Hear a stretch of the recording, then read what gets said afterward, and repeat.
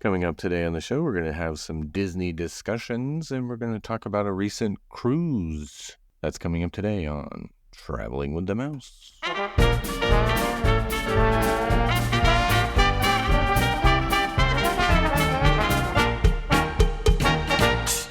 Welcome, everybody, to episode 441 of Traveling with the Mouse. My name is Adam, and I am hosting this week, and I am joined by John. Hello. It's Figment. Oh, that didn't scream Figment to me, but... Well, that's the first line he uses in, the first... It's when they're doing the hearing test, let's put it that way. It's not about listening with your ears. It's about listening with your imagination. I'm imagining that we have Jason back today. He's here. Is this thing on? Sorry, I've been lost. There's this mountain I've been hanging out in. They keep putting grass around me and installing these animatronics. And the other week, I got out because a boat went by, and I went down a big hill and jumped off. Then I got lost. I went on a raft journey. Wandered around an island, got stuck in a cave. With a bear. And then I fell asleep next to some guy at a fort. He's been asleep for a while. At least the Civil War. Yeah. So it's been an adventure. I finally made it home. Wow. Well, I'm glad you're back. I just thought you were on mute the whole time. He's alive, folks. He was not lost in the dark web. I am among the living. Maybe. Or I might live in Haunted Mansion. I don't know. One of the two. That's where we all want to go. I think okay. Want to be one of those. Speak for yourself. Adam and I were having a discussion the other week about what we would do with each other's ashes if one of us died earliest. And I was telling him all the terrible places I was going to leave his ashes at Disney World. Wow. Yes, Dang. all the places I hate. Like, I'm guessing Figment was one of them. It's going to be on the Big Blue World. Wow, I think Yes. I was one of them. No, we're definitely going to. I did promise him if he ever goes first, I will go pour one out at La Cava for him. Yeah, for sure. I'll buy one of the expensive shots and just pour it right on the ground. Or get a tablespoon of my ashes and dump it in and mix it up, and then I will forever be a part of you. Okay, that's a little disturbing. But we have a pact. We're like Hoot and Chief over here. Just pour it out in the NPH place, like right there on top of his pack or whatever. A black magic. I have a feeling that you know how whenever like people get ultra wealthy and they like sponsor a building at like a university or something, I feel like if Adam ever like makes it that big, he's gonna try to get his name on the outside, like the Adam La Cava del Tequila. I mean, not that. I would just want to drink on the menu. That's what I would want. His own drink and maybe his own spot. Yeah, they're always looking for sponsorships for the rides, like Chevrolet for Test Track, Adam Brown for La Cava. I mean, go on. If I ever was like a celebrity, which the thing right now is to do your own tequilas, that's like McConaughey's got one, and The Rock, and all these other celebrities. Yeah, right. All right. But if I ever got to that level of having my own tequila, that's the first place I'd want it to be promoted is La Cava. Exactly. There you go. It's exclusively at La Cava del Tequila. Exactly. At the Epcot Pavilion.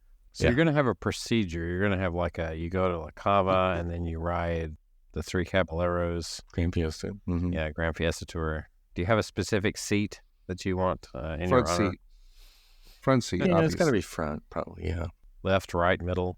So you have the stars to guide you. Mm-hmm. Mm-hmm. So I think we were talking about this earlier this weekend. We didn't really think about it, but it's Three Caballeros, not Tres Caballeros. It just doesn't work as well in the song. Maybe is why. Tres Caballeros. Oops, I almost even said it wrong. Yes. See, I don't know. Tres Caballeros. It doesn't roll off the tongue. So you have to have English. We have friends that the last name is Caballero, and there just happens to be three of them. So they pronounce the L. Yeah. Okay, I was just curious. Direct translation being night, pretty much. Mm-hmm. The three nights. Yeah. Of the round table. Mm-hmm. Well, I'm back. I'm glad to be here. Well, we're glad to have you, and we've learned a lot pre-show about some of the things you've been up to, which are the three caballeros on any of these cards from, what is it called again? Yeah, the Disney Lorcana set. I keep saying that. I keep wanting to say that wrong. Yeah, so one Disney of the Lorcana. things I've been into with my son, over the last, I don't know, like year. Yeah.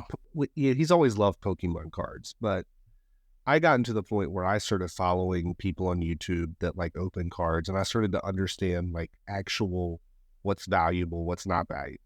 So I kind of got into it too, where we would start buying Pokemon cards. I would sleeve them. I would look up what they're worth. We have way too many. I've been trying to organize them, but we open more than I can organize. I have like a whole set where and I just have my whole dining table covered. But then I had seen late last year that Disney was releasing a new trading card game, Disney Lorcana. And one of the things that I saw was it was very hard to get cards. I have some cast member friends down there at Disney and some other people live down there. They were able to get some, like I think at Disney Springs, right when it opened up. But buying them, especially early on, it was basically hard. And there's been 3 releases. There's like the first chapter, which is the initial set. There is the Rise of the Floodborn, I think is the name of the second set. And then one that just came out this past weekend, Into the Inklings. I went out actually and watched an Atlanta United preseason game in Athens, Georgia. Yeah. It was held at the UGA soccer campus. And on the way back, I stopped at a card shop up in Duluth, Georgia, where I was shopping around for Pokemon cards, and I saw they had boxes of Lorcana, and I hadn't seen them before. So I picked some up, started opening them, and I just really got into it because obviously, like, Pokemon's been fun. It's my son's thing. He, of course, loves Pokemon. I grew up with Pokemon, but, I prefer the original 151. You get into these new Pokemon, and I don't know what half of these Pokemon are.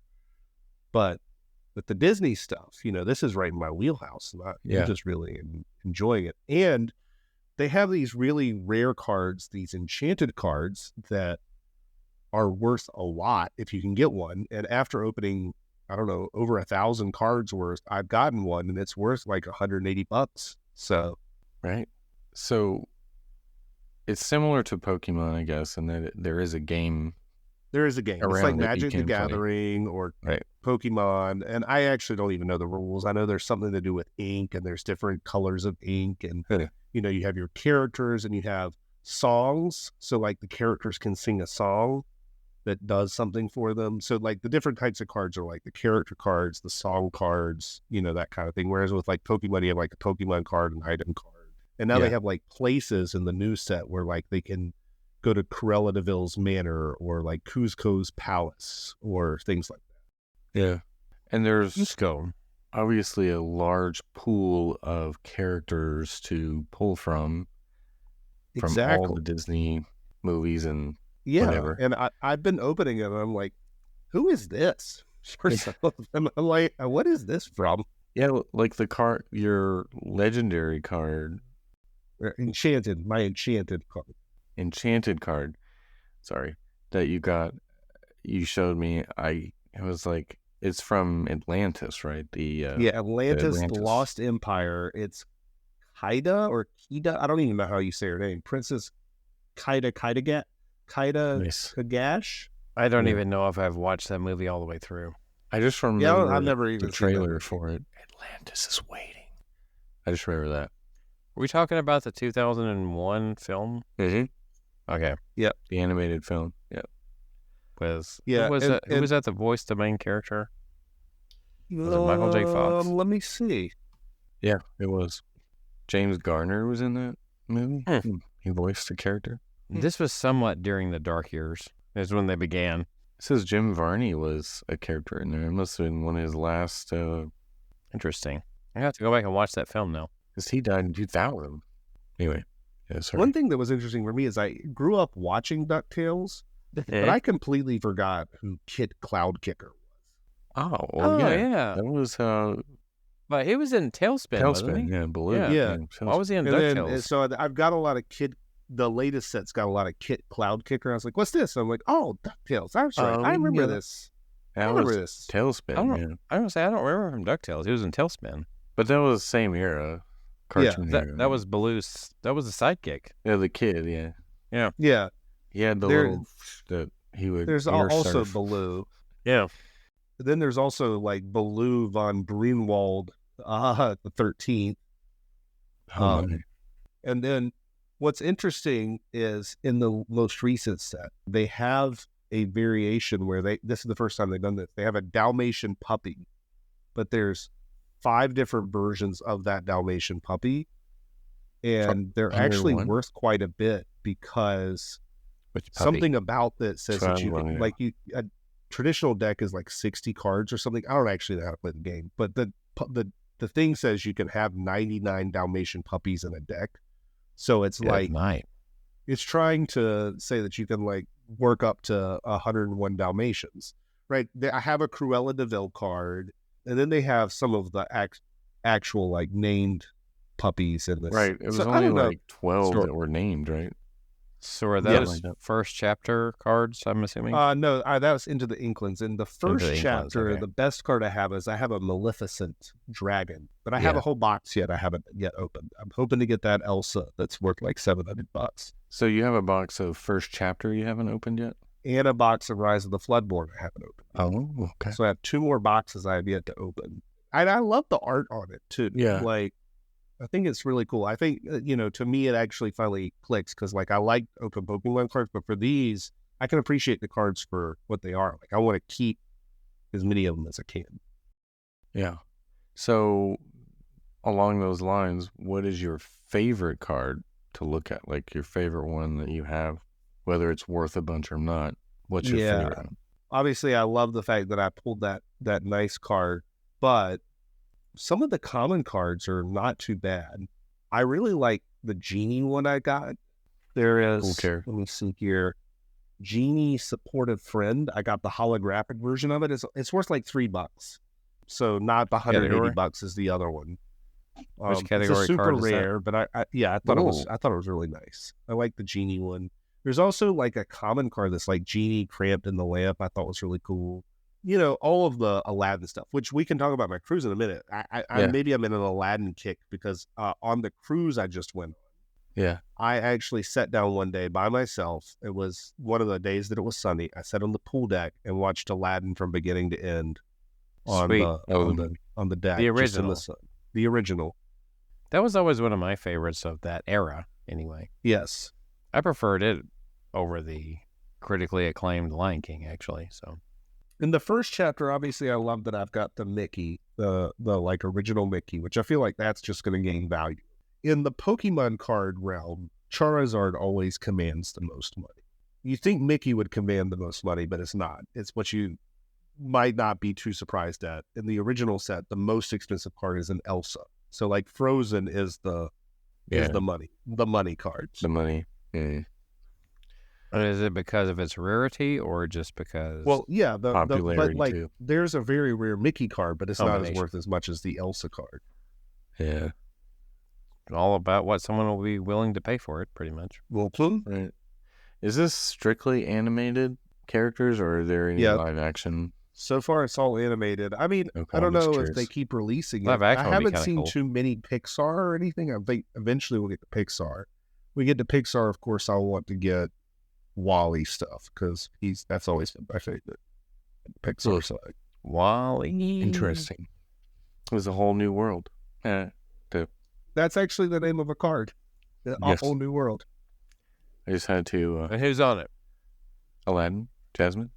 Let's see. I don't remember what that one looks like, but it is. It's the name of a card. I'm sure it's Aladdin related. It's in the original set. It's a super rare. I have the holographic version worth $11, and the non-holographic version worth $8. Cool. Wow. I don't know if you're interested in collecting. Of course, you should go check them out. I think they've been giving some away at Disney World. I'm gonna check that out if they ever have a giveaway. I've been getting very meticulous where I am documenting every card I have and what it's worth. So I haven't sold any.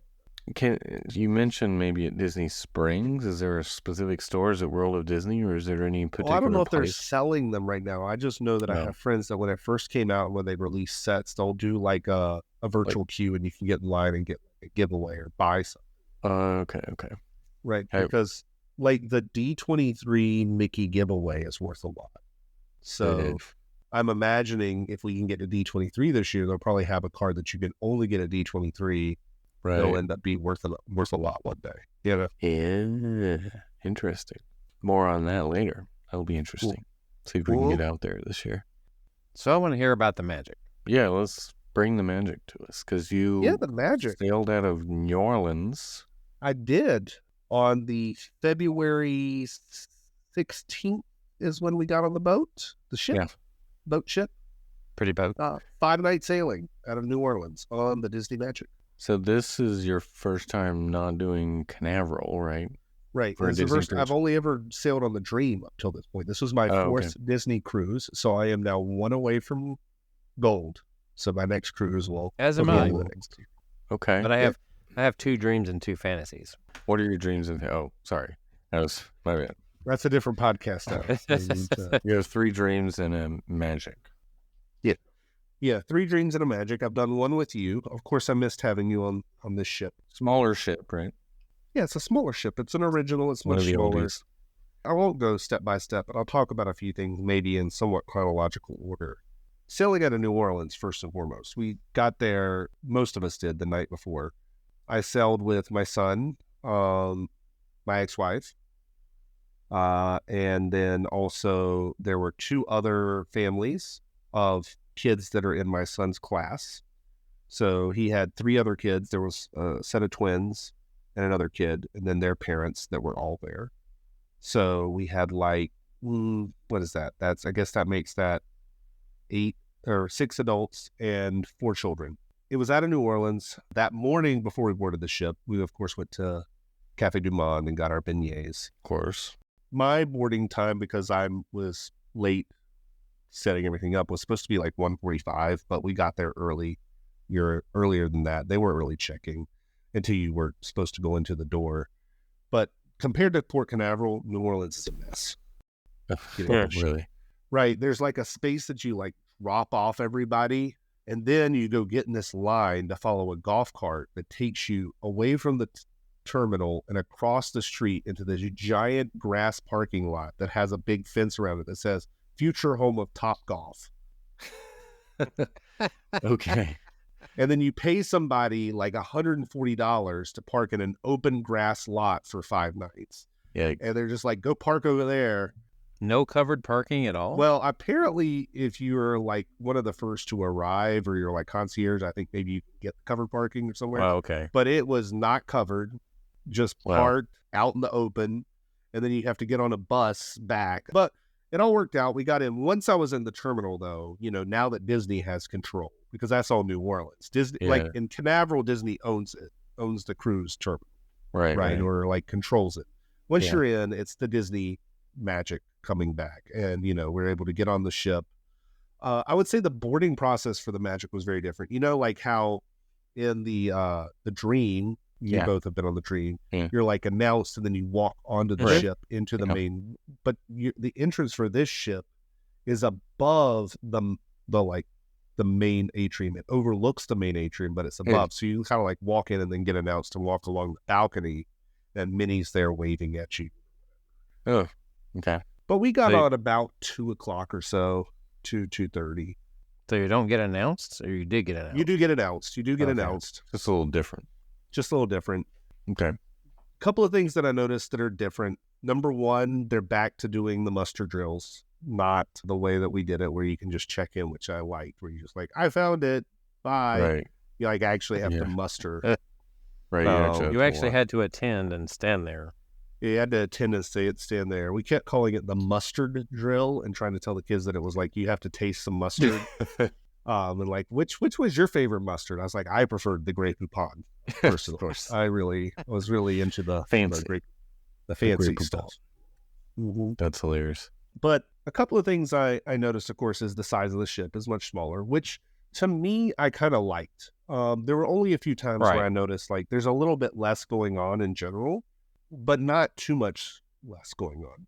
That's like 25 years old. But it's been recently dry docks, and I could tell. Right. That it was I'm just saying they can't increase capacity very much, right? Right. So I'm just saying like there's maybe a few more spaces that people can go do stuff, but it wasn't that bad of a like I'm missing stuff to do, really. Mm-hmm. This is also the longest cruise I've been on Disney. I've always done 3 nights. This is a 5-night, which I really enjoyed having those extra nights because I feel like in 3 nights, by the time you get used to it, it's time to get off. Right. Yeah, that's true. So we did 5 nights. Also, it worked out really well having an ocean port room. I didn't have a veranda. I just had the porthole, which was perfectly fine by me because you can always go out on a balcony upstairs. There's a open balcony in lots of other places. So the stateroom was good. Everything about that's always very well done. Yeah.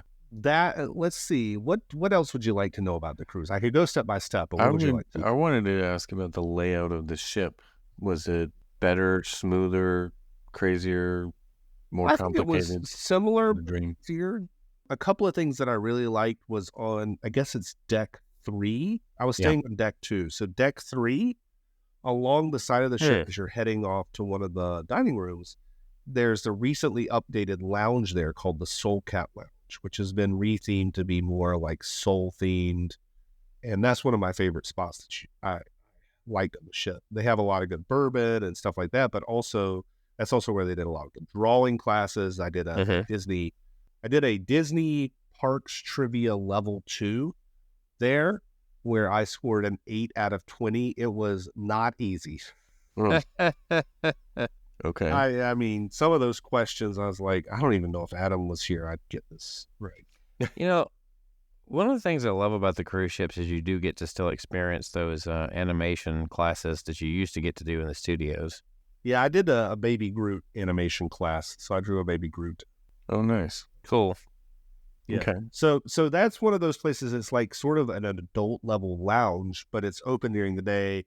It's never adults only. The kids came and sat with us. I did a trivia there. I did an art class there, and I also had several cocktails from there. So decent, and that's where you like get the little snack nuts and whatever, and the kids loved all that. Yeah. So it was good. So that layout was good. The top deck was good. There was no aqueduct, but they had 2 main slides. I never actually got in any of the pools. I just got my feet wet because I was like, that's not my thing. Yeah. Pools are so small anyway. Yeah, the kids did some of the stuff. I did put what I did like about the adults area is there's like a pool, but then there's a bunch of area where you can sit next to the pool where it's just for your feet to be in the water. You just have a drink and have your feet in the water, which was nice. The adults area it's smaller. Everything's smaller, but I never, I think the last time we went on a cruise, it was still COVID era, and so it was not a full ship. This ship, I probably was full, and I never felt overly crowded. Not as big as the Dream either. Yeah. Was it like 10 decks, I think? Something like that. And the weather was not great the first couple of days, rainy and windy. We only got sun on the sort of the end days, so that might have kept some people off the pool decks. One of the cool things that I would say that's sailing out of New Orleans, I guess I never realized how much of the Mississippi there is from New Orleans to the Gulf. Like, we were on the Mississippi for hours. Really? Wow. And it was really kind of cool. I was like, man, I'm sailing down the Mississippi. It's like, yeah, that's neat. Check that off the list. How was the Gulf compared to the Atlantic as far as waters? Was it? You did say storms. Was it? It wasn't really storms. It was just sort of rainy and cloudy. Okay. There was only one night that I felt like the boat was a rocket. That was a couple of nights in. But by the time we got to the morning, it woke me up a few times because it was so rocky. Yeah. Yeah, we had it on our cruise. It was scary. Like, really? The hangers in the closet were like, yeah, that's what happens. And the ship was creaking. But that's just normal, though. But you could you felt like, it wasn't as bad as you felt the ship like hitting the waves. Yeah, it was rough. That was scary. But that was my first time My very first Disney cruise, we were back where the engines were. So there was vibrations whenever they were really running wide open. Oh, right. Yeah. I was basically midship, second deck, so right off the elevators. The elevators were fine, somewhat crowded. Obviously, being smaller, I use the stairs a lot. Yeah. You said you were midship? I hated midship. The elevator situation. Midship elevators are usually the busiest of any cruise ship for whatever reason. Yeah. It's the easiest to find, I guess. I always like aft on the Disney ships. Food. So, yeah, what else do you want to know? Food. Did they have unlimited chicken tenders? They did, of course, have unlimited chicken tenders. They did. Did you eat some? I only took advantage once, and I thought of you when I got But it was a little bit different layout, and I kind of liked it. There's like the one side that's the pizzeria, Pinocchio's Pizzeria, that has Pinocchio's Pizzeria on one side and Pinocchio's Pizzeria bar. And then you had Frozone's like ice cream, and then next to it was like Frozone's bar. And like, there's a bar. And then on the other, you turn the corner, and then you've got like the hamburgers, hot dogs, chicken tenders station. And then there was like Daisy's Delights, which I never went to, but it actually looked like it had like you could set up a noodle bowl, you could do salad. And then there was, of course, Cabanas, which, is always there to delight and surprise. Yeah. Okay. So all that was good. There's, of course, 3 dining rooms. There is Lumiere's. The first night we were there, we were in Rapunzel's Royal Table. And then we went to Lumiere's. Then we went to Animator's Palette. Then we went back to Animator's Palette and finished up at Rapunzel's Royal Table. Because the first night at Rapunzel's, no show, right? The show was saved. I would say Rapunzel's the first night was the worst of the food. I actually don't even remember what I had, but I remember it not impressing. One of the things we did, we had 5 adults drinking wine, and we did the like prepay for 1 bottle per night, which was kind of fun. Because like with 5 adults, we basically all got a glass of wine. Sure. I think it was something like $250 for the premium wine package, which got us off the premium list. And we were able to get a wine per night, a wine bottle per night. And we would take turns picking who got the wine. So it was basically $50 a night? Basically. For a bottle of wine? Yeah. It's not terrible. Yeah. It's not bad. Yeah. So we did that. I would say, and that was not the best. Lumiere's good because it's similar to, what's the name of the Dream that we ate at that has the escargots and the Chateaubriand and all of that? Is it Royal Palace? Royal Palace, yeah. It's basically that, which was always my favorite food. It depends on which ship. I forget which one. One's Royal Palace and one's Royal Court on the Dream and the Fantasy. I forgot which. Palace sounds familiar to me, so it was probably that one. Probably the Dream. Okay. Yeah. So I liked that food a lot. The Animator's Palette, I remember that being one of my least favorites on the Dream. I've never gotten to sit on the side where you can talk and stuff. The food wasn't always my least favorite. Here, much better. The theming was really cool the first night. We go in, everything's black and white. The waiters and waitresses are wearing black and white suits. So there's like no color. And throughout the meal, color starts sort of slowly being added to some of the effects on the ceiling. And then there's the pictures on the wall that are like all these illustrations that slowly have more color. Then there's a show where like Mickey comes out, and then all of a sudden there's color, and then the whole place turns into color, and then all the, I love that. It was really cool, much better in my opinion, and the food was done. Okay. You don't get the magic of animation or whatever show, I guess. I think those are only 7-night sailings when you get that period, right? I guess. Like you were only in there one time for Animator's Palette? I was there twice, but one of them was Pirate Night. Oh, okay, gotcha. Yeah, that was the second night, which is Pirate Night, which was really cool to be an Animator's Palette for Pirate Night, because on the screens they were showing us all the like hand-drawn art from all the different pirate movies. Cool. Like, and the illustrations really cool. We have a friend of ours who does art direction. He's like a lead art director for a lot of Marvel movies, Disney movies, and whatnot.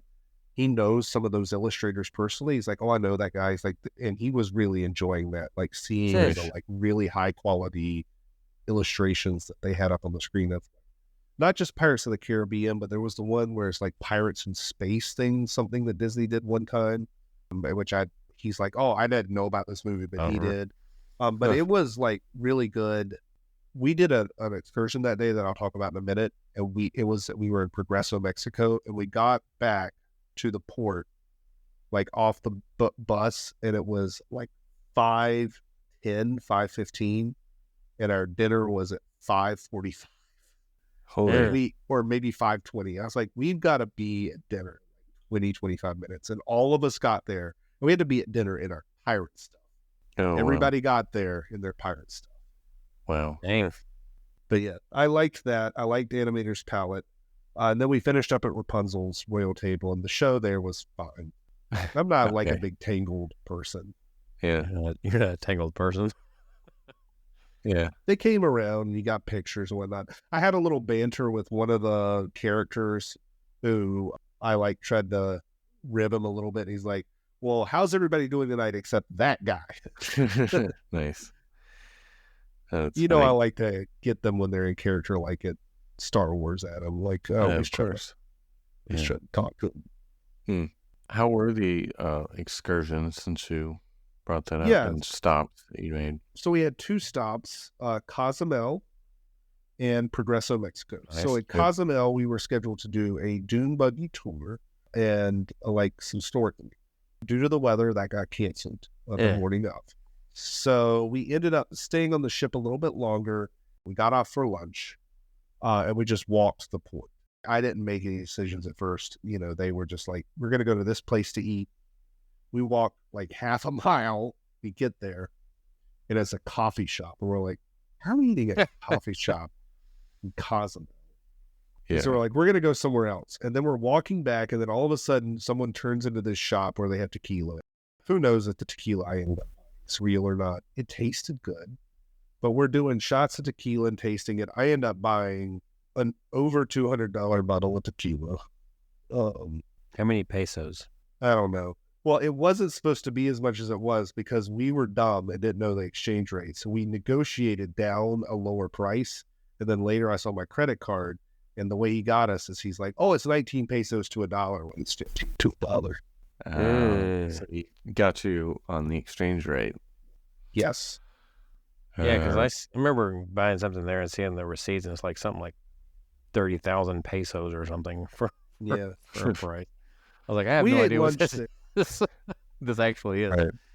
We ate lunch there. It was fine. And then everybody wanted to go back, but I didn't. So I hung out by myself for a little while in Cozumel and had a few drinks before I got back on the ship. Do they still, right there at the exit, I guess, or where you're entering the port, have several of those guys that are like pretending to be statues? Yes, they did. They got some of our folks that did that.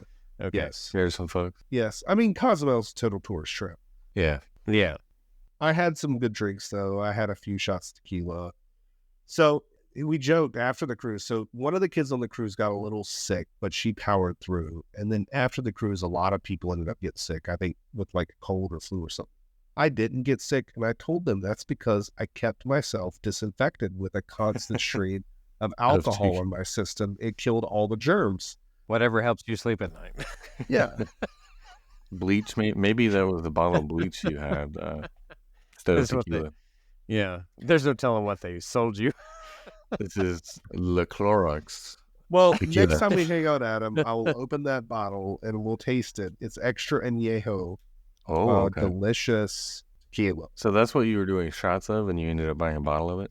Well, we did shots of like everything from the Blanco all the way up. Most people bought the Reposado, but being an esteemed tequila drinker, having done the tequila experience at Epcot, I knew that I like extra añejo. And then whenever he was naming prices, like, dang it. Yeah. And I was like, whatever. You know how vacation Jason is. He's like, I'll buy it, whatever.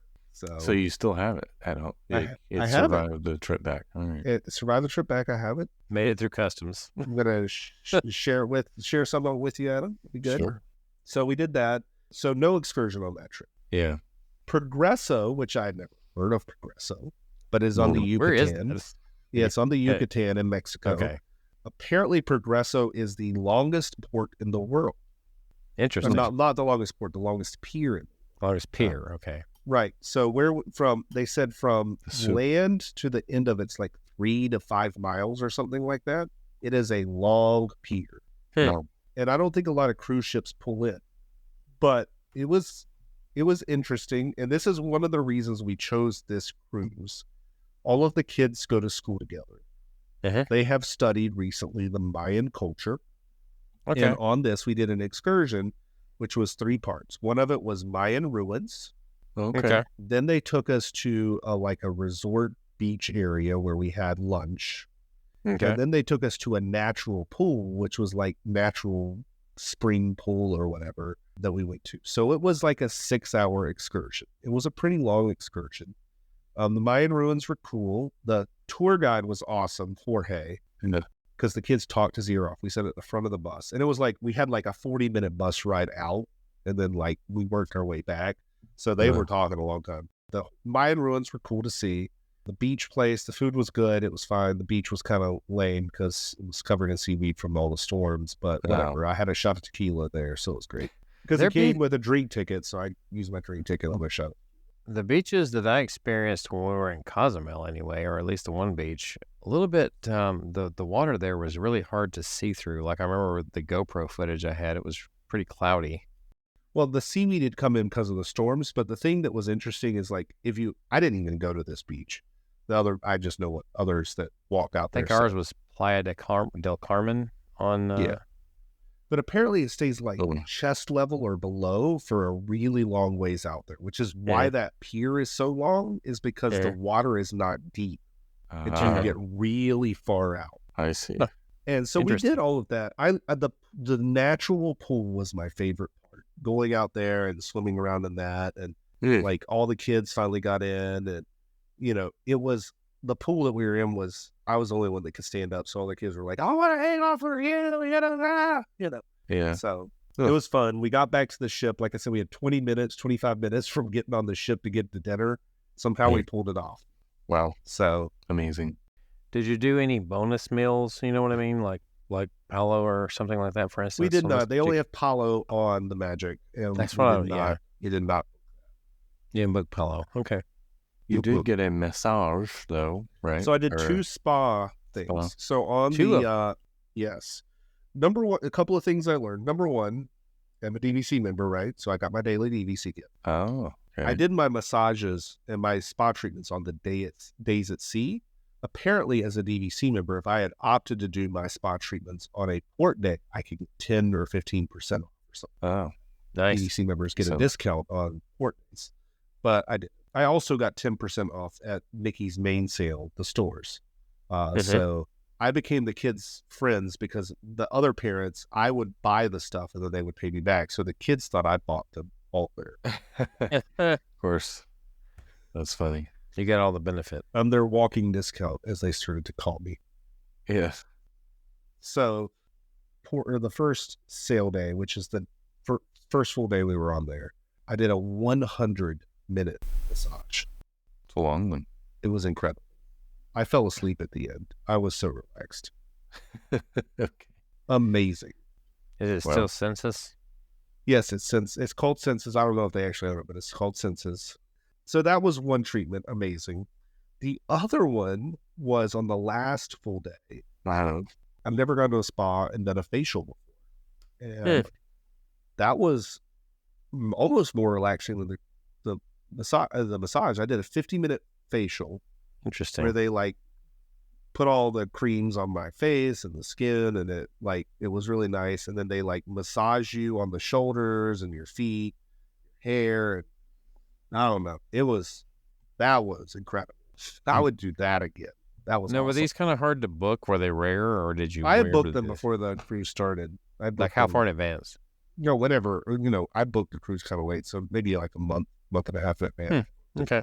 A few weeks before. I think it was a few weeks before I booked.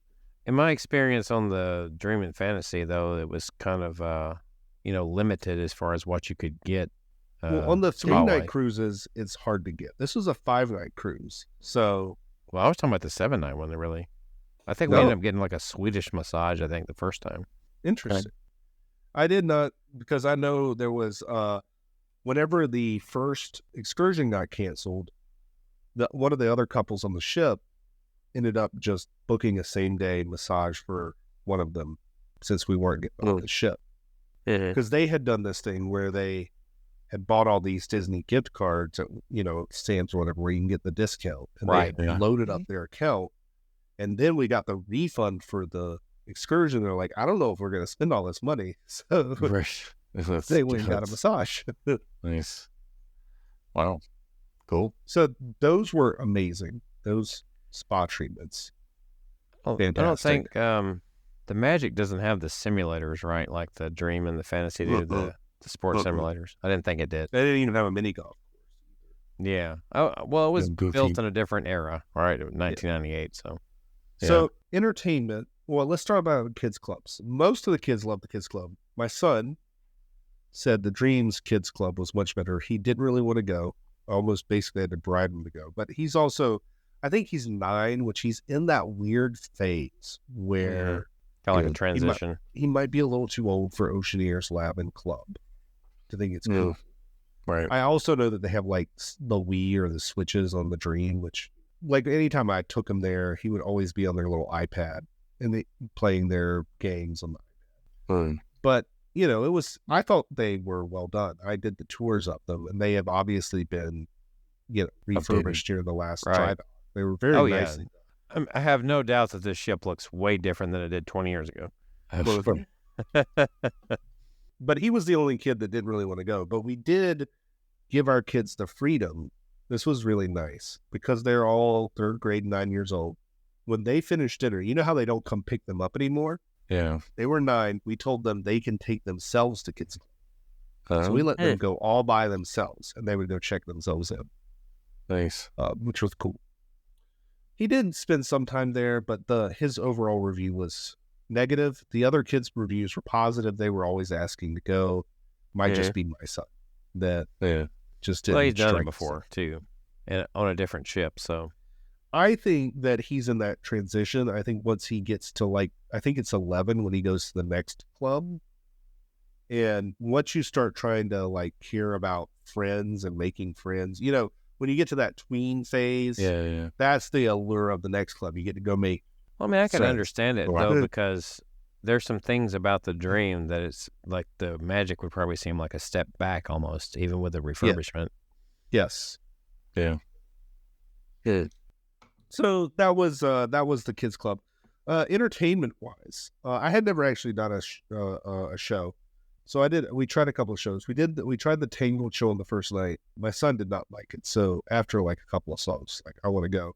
So I got up with him and sort of roamed around Mickey's mainsail while everybody else watched us sit on the deck.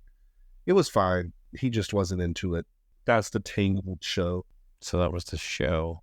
One of the other nights was a reimagining of Cinderella or something with time travel, or there's an evil fairy, not a fairy godfather, but an evil one or something that gives the stepsisters and everything the ability to it's reverse.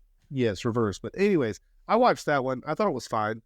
I enjoyed it, but we realized that half the people kind of want to watch shows and the other half don't. So Andrew did. So I watched at least one show. The thing that was kind of a hit was there was the night where they showed the Disney Wish movie in the theater, and the kids love that. All of them got the little star plushie of some kind. To me, that was my first time seeing Wish. Kids loved it. My biggest thing is I can't remember a single song of that movie. I don't even know the names of any of the songs. It's totally forgettable. Right? It's funny when you said that. The very first cruise I went on, I don't know why I remember this, but the Disney movie that was out at the time is a very obscure one. It was The Odd Life of Timothy Green was what they were showing. That was the Disney movie at the time. Wow. In the big theater? Yes. Wow. But it was nice though, because we bought the popcorn buckets like you do at the parks, the Disney cruise line popcorn buckets, and there was $1.50 to refill those popcorn buckets. Oh yeah, that's a good deal. Yeah. Okay. Yeah, so we did the popcorn bucket deal. Do they have the midship detective game? on they the did Magic? not. I did miss the detective game. They did not have the detective. I didn't think they did, but I couldn't remember. I liked that on the Dream and Fantasy. I missed that part. At least I think the kids would have liked that.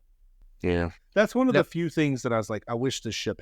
I was thinking actively, like, why does the ship have this? Like, that would have been nice. Dry Dock. You would think they could have added it by now, yeah.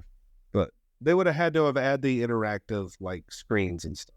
Yeah, I'm trying to remember. You've been on the Dream. Did they have the Muppet version or no? They did. They did. Okay. Originally they didn't on the Dream. They added it to the Dream. Probably the last Dry Dock that they had. Okay. Yeah. They had much better merch than I did last time because we were during COVID when we did last time. I got myself a Disney Magic pin. Okay. That was like my purchase. Did not splurge for any, watches or used Rolexes or anything like that. They try to sell you on. So didn't do any of that. But, it's all good. Got my daily Disney Vacation Club gift. They were all kind of semi-like. You got like a bag one day. One day we got some lip balm. It was like branded Disney Vacation Club. Wow. Yeah. We got a lanyard. What else did I get? I don't know. It was kind of like, but they did upgrade the lanyards you get as a Castaway Club member. They're much nicer. I think my ex sent you a picture at them. Like they upgraded those, and the bag is different that you get as well. So an overall maybe review is that I really like the Magic. I think that the Dream Magic have different pros and cons. Well, they're totally different ships. If I was going by myself, I'd probably go Magic. Okay. If I'm going with my son, I feel like I'm going to go back to the Dream because he was like, I don't like this kids club and they with Aqueduct. But I think everybody that was on that cruise decided that next year we're all going to go again, but we're going to wait and go on the Treasure because we're all very excited. They did like apparently before one of the shows that I didn't go to, they did like a preview of the Treasure and like hyped up the ship, and the kids were like, I want to go on that ship. Like I think how they had like the Star Wars War on the Wish, but the stuff they're putting on the Treasure like really appeals to me. It looks really awesome. Well, I think you're going to have to go on a 7-night one for the Treasure. I'm not mad about that. I want a Treasure 7-night with the new what's it called? Lookout Point or whatever it's called. Did you miss not stopping at Castaway or? I did. We missed that. Also, I was talking to them about the Castaway Club levels, and I know we talked about how they added Pearl, right? For 25 sailings. But when I'm reading this, have y'all noticed that there is a 50+ sailing perk? What's the perk? There's a 50+. So who has that, Pete and who? Well, 50+. Well, Pete's canceled. If he's been banned or not. 50+ milestone commemorative display. Guests who have completed 50 or more sailings with Disney Cruise Line can commemorate this milestone by displaying their family last name on Disney Castaway Key. Limited availability while supplies last. So see, what I'm going to have to do now is go to Castaway and see whose names are out there, because it can't be very many. Is that Chapek sign gone yet? It should be. There is no way. So with 50, you can get your name up at Castaway Key. Okay. I guess that's worth all that millions of dollars at that point that you spent to get there. Right. Well, 50, let's say the minimum you're going to spend on a cruise at Disney is $2,000 or $3,000. Like, isn't that like the minimum to get out of port? Like $2,000 at least, basically. I mean, if it's by yourself. Yeah. I think that's a big discount, actually. Well, go ahead. Right. But let's say, like, what's the minimum the average price? It's going to be more like $5,000 or $6,000 a cruise, right? No, we'll say that. Let's just say but that. Let's say $4,000. Okay, we'll say $4,000. 50 cruises. That's $200,000. Good Lord. Yeah, I could have thought of a better way to spend my money just thinking about it. I mean, don't get me wrong. I love a Disney cruise, but I don't know that I could have. Imagine the people that have done 50 concierge sailings. That's in the millions. They could almost bought the ship. I'm trying to think. In the 4 sailings that I've done, I have probably spent close to $20,000, if I had to guess. Yeah. The only downside to the way I did it this time, being split, I had a cabin technically by myself, although my son ended up staying in it every night. And you said it was ocean view, right? It was ocean view. Room size okay with it being an older ship? Yeah, it was great. It was fun. Okay. I basically didn't notice any problems with it. And it was one of the, the ocean view rooms are smaller than some of the veranda rooms. I've been in the bigger veranda rooms, so it was no problem. Also, it was just me. My son would stay in the room every night.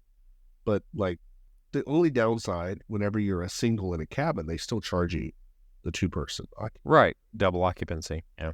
So that's the only downside. Yeah. Go with at least 2 people. Yeah.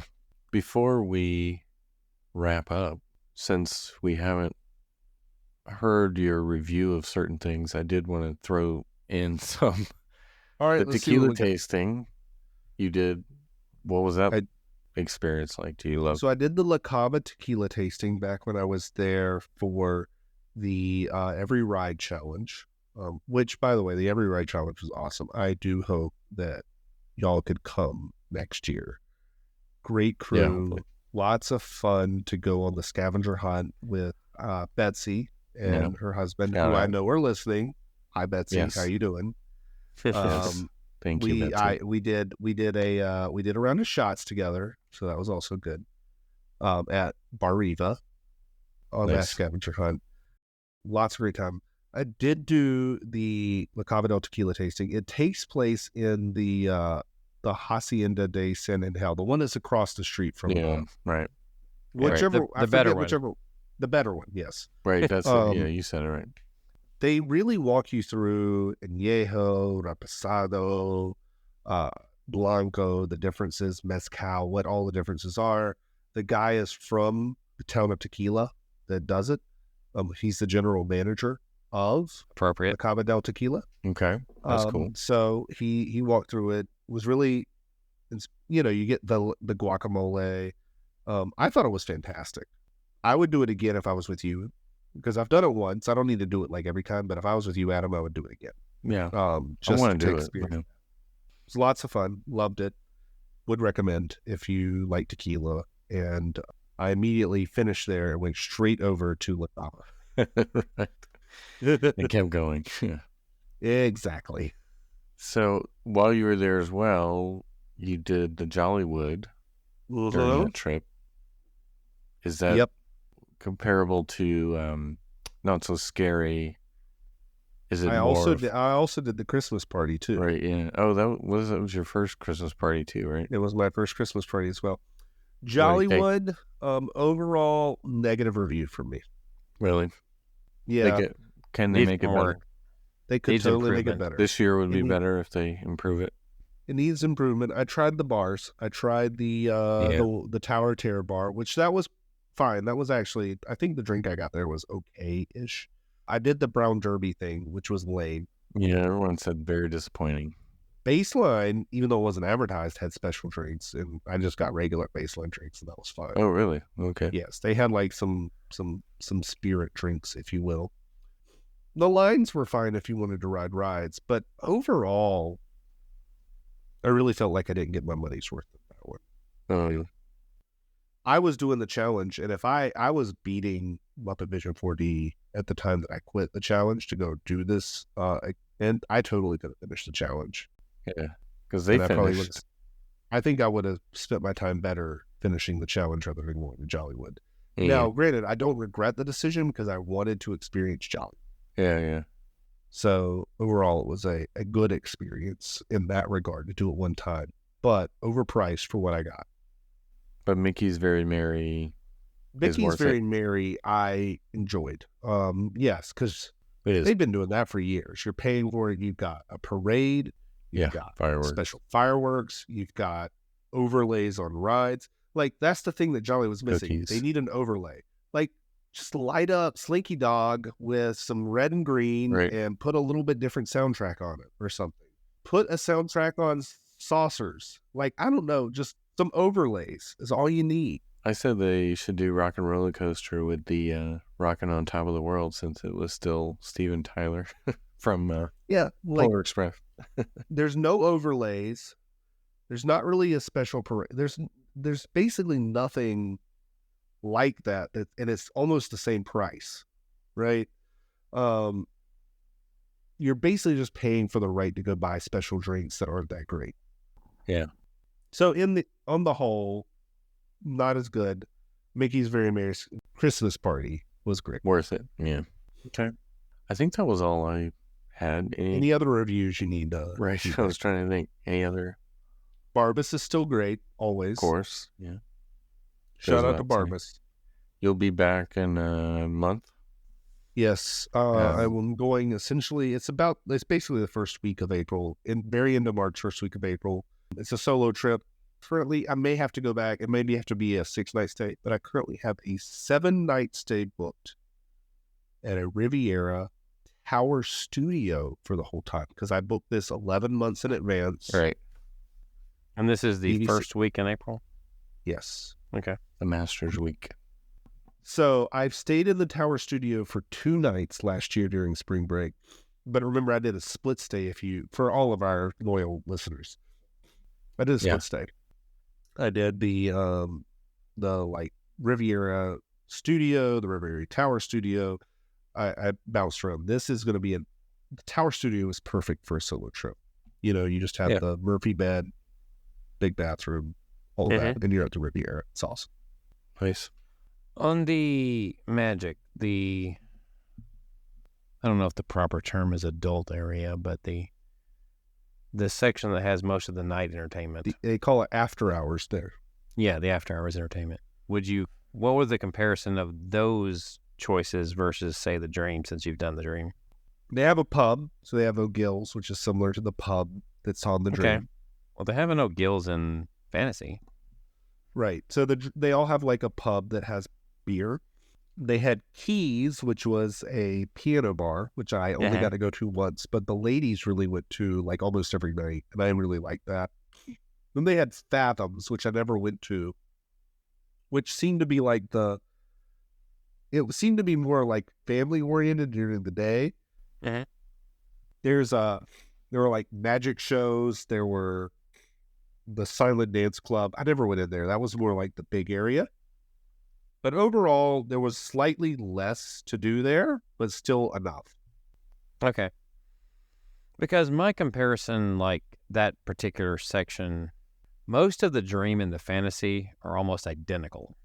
But that was one of the areas that was named differently, outlined slightly differently. I always preferred the Fantasy to the Dream, really. There was fewer things to do in the adult area than on the Fantasy or Dream. But in my case, I'm comparing sister ships. Really, yeah. In my case, different categories or whatever. Mm-hmm. Well, if you think on the Dream, right, you have the Skyline Lounge, you have the Pink Bar, you have the pub, you have like the open area, and then you have like the room where they do bingo. Yeah. There's basically one more area on the Dream than on the Magic. Now, the one thing that was weird about the adult area on the Magic is right between the pub and the bingo room, Fathoms, there was the like shop that sells all the like kids' costumes. That's weird. Like, that's why is that very here? odd placement? Yeah, it's like the princess costumes. I'm like, that's the stupidest place to put that shop. Weird. Mm-hmm. But yeah. Well, thanks for talking us through that trip report and the card game, which I forgot the name of already again, but Lorcana. Sorry, it's gonna take me a while to get that on my. But yeah, I'll do anything Disney puts out. Yeah, we need like a blog post about that so we can learn more about it. But anyway. Where can we be found, John, so that people can find all that? Well, we have a Facebook, we have an Instagram, we have an X account, and that is all at TWTM Podcast. We have a Spreadshirt store still, in which you can get your exclusive TWTM merchandise. That is shop.spreadshirt.com/TWTM Podcast. We have a YouTube channel, which I'm kind of responsible for and haven't updated in a while, but hopefully I can put something out there. And you can find that where John's doing a live stream next week. Right. You gotta live stream your card opening, your box unboxing. There you go. You can do that. That's right. People would watch. Yeah. So that's all on our website, travelingwiththemouse.com. And email address is podcast@travelingwiththemouse.com. We have a travel agent friend you can book your Disney cruise or Disney World, Disneyland trip with on our website. So for Jason and John, and my name is Adam, this has been Traveling with a Mouse. We hope you will join us on our next trip.